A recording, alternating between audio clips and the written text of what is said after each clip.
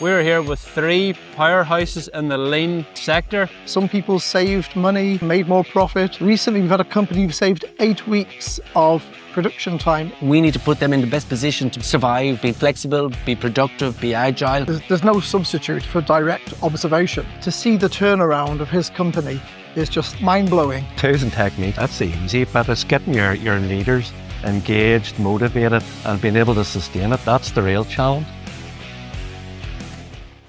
All right, if you've tried lean at some point, didn't quite work. You had a consultant come in, they did some stuff, worked for a little while, didn't really stick. That old mate just nailed the problem right there. Tools and techniques, that's the easy part. It's getting your leaders engaged, motivated, and able to sustain it. That's the hard bit. All right. What I'm speaking to, the reason this came about is I was sitting talking with someone about this the other day. It's actually just been away on one of the lean tours overseas somewhere in the US. We're speaking about how do we get people engaged and motivated to stick with lean and do this. I said the problem is they don't know what good is. They haven't seen it. They don't know what it actually looks like. They think what they're doing is good. And it might be a little bit better than what everyone else on the Sunshine Coast is doing. But no one on the Sunshine Coast, I certainly haven't seen it, is doing is lean or running their business to a point that is world class, flawless. What Christian Bukosis calls flawless, which is executing their mission 98% of the time flawlessly. Not perfectly, flawlessly. Anyway. Who this is for, this live stream tomorrow. And this is what we're going to cover off. The way that we do it, there's some figures that came out of an event that I went to the other night, and it said, and all of these figures I'm just using as examples. I'm not saying anyone's going to do this. I'm not saying anyone it's even possible. Heaven forbid someone actually takes what I'm saying here and goes away and actually does some of the work and it works. Imagine that. Stop it, Beanie. Anyway, this book, Lean Made Simple, written by this guy here, Ryan Tierney, who was at the start of that video. He turned this company around, Seeding Matters. Then he started doing the podcast, Lean Made Simple. He's in the middle of doing a transformation at the moment, which I'm going to show you tomorrow, called Spirit Metals. Okay, he has a process, 12 steps for creating a lean, vibrant culture. Paul Aker says the people that get this right, it's not 10% better, it's not 20% better, it's not even 100% better. He said they are 600% better than industry standard. His team is up somewhere around, they're exceptional, they're up around 900% better, but we'll get into that tomorrow. Anyway, hit the attending button, there'll be a link down below here, hit the attending button if this sounds like it might be for you. I'm going to teach you this process regardless. But I'm looking for specifically a couple of people who are ready to stand up and lead this. We need a Seeding Matters here on the Sunshine Coast. We need a Spirit Metals here on the Sunshine Coast. I can do the Ryan part of it. I've been there, done it before. I could be your wingman and your catalyst to help you get there, but we need a couple of businesses that are ready to put their hand up and go, I'm going to lead the charge on this. Okay, who this is for. You might have tried lean before and it failed. You might have hired a consultant or coach, whatever it may be, okay? It didn't really stick. As I said, the reason why it didn't stick is because of that. They gave you all the tools and techniques. They got tools and techniques up the wazoo. Is getting your leaders engaged, motivated, and able to sustain it. That is the hard bit. That's the bit that we're going to do together, if you're the right person. You must be ready to go now. This is not called align your team before the middle of next year. This is not called wait until New Year's Eve, make a New Year's resolution, don't fucking do it, and then think about aligning your team. This is called align your team before Christmas. Right now. If you're not ready to go now, that's fine. That's up to you. I'm only looking for 2 businesses here on the coast that are ready to go right now on one of these dates.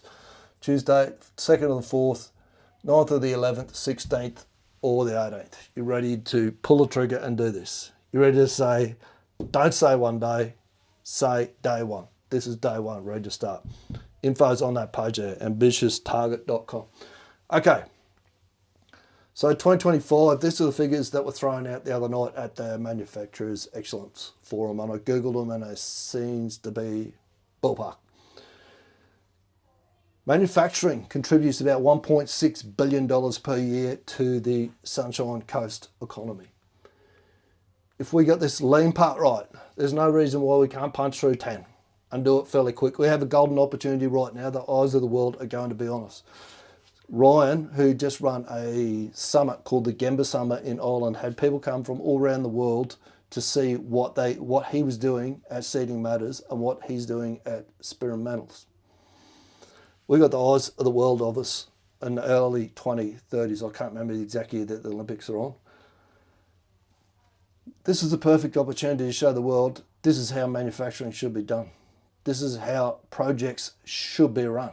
This is how we do it. This is how we do it at a world-class elite level, like the Spirit Metals and those sorts of places. We're on the Sunshine Coast, for God's sake. It's not going to be hard to convince people. People come here just to see the beach. So to get them to come here and see the beach, they can come and see the beach, on the beach, go to Hastings Street and see world-class manufacturing as well at the same time is going to be a no-brainer for them. I'm tipping not as many people are as keen to go to Ireland for a holiday as they are to come to Noosa Beach. I'm going to show you where you sit on the shit show scale. If you don't execute, like I said before, flawlessly, which is 98% of the time, your team executes their mission flawlessly, you're in some level of shit show. You're a bit of a shit show, a real shit show, or where most of the businesses that I see sit, which is complete and utter shit show, which is not a bad thing. All progress begins with the truth. Once you know where you sit on the shit show scale, then you work out what you got to do to fix it. How you mitigate that shit show shittiness. Then we go and have a look at Ryan's book. He's got the 12 steps in here that happen in a certain sequence, okay? So I'd use this off a construction background, acronyms. I explained it in the same way as I'd build it as a construction project with a great flow. So step 1s and step 2s to start with your leaders and hold a morning meeting. They're the foundations. We've got to get them in place first. Then we get the create a lean leaders group, create an example area, teach people to see waste. It splits up into little blocks like that so we can get them happening one after the other, after the other, after the other. Then we get a flywheel effect happening where we learn to plan our day before it starts. We have deliberate measurables that we track every single day to see where we're going. We use something that's called a debrief, which again comes from Christian Bukosis. It's something that the fighter pilots, the key driver behind what fighter pilots do to be able to,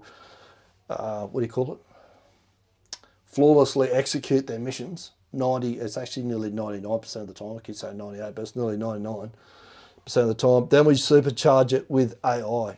I'm actually doing a series of live on that at the moment. I'm up to day 6. 1, 2, 3, 4, 5, 6. I'm on day 7 today, where I'll show you live how I do this Orca debrief with ChatGPT. Steps it through the process, removes the friction. Why this works is because the team own the outcome. We've got incremental actions that drive 10x results. It's simple. It's built off the great process. I'll explain that tomorrow. It eliminates the 8th waste, which is wasted potential, and it creates focus. This is a pay program that I do with people. It is my highest level paid program. That's hence the reason why I only can do it with a couple, because I want a couple of businesses on the coast. I want a couple in Melbourne, I want a couple in Hobart, a couple in Perth.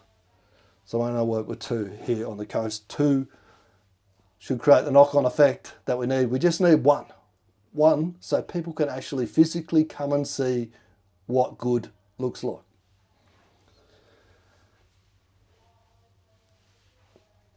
If you watch this tomorrow and you get to the end of it and you got something like this run through your head. You son of a bitch, I'm in. Then you're going to be a good candidate to do this. If you're thinking like Roy Kent. Roy, you come to the club tonight? Hold on, will you be there? Of course, bro. Then fuck no. It's not going to be for you. Regardless, you'll be able to put the steps in place that I'll show you tomorrow anyway. So, hit that attender button. make sure you're on the call live tomorrow morning. The replay will stay up as I always do. It's Sunday. I'm going to now go and do my orca session. So take it, use it, make it a great week, and we will speak tomorrow morning.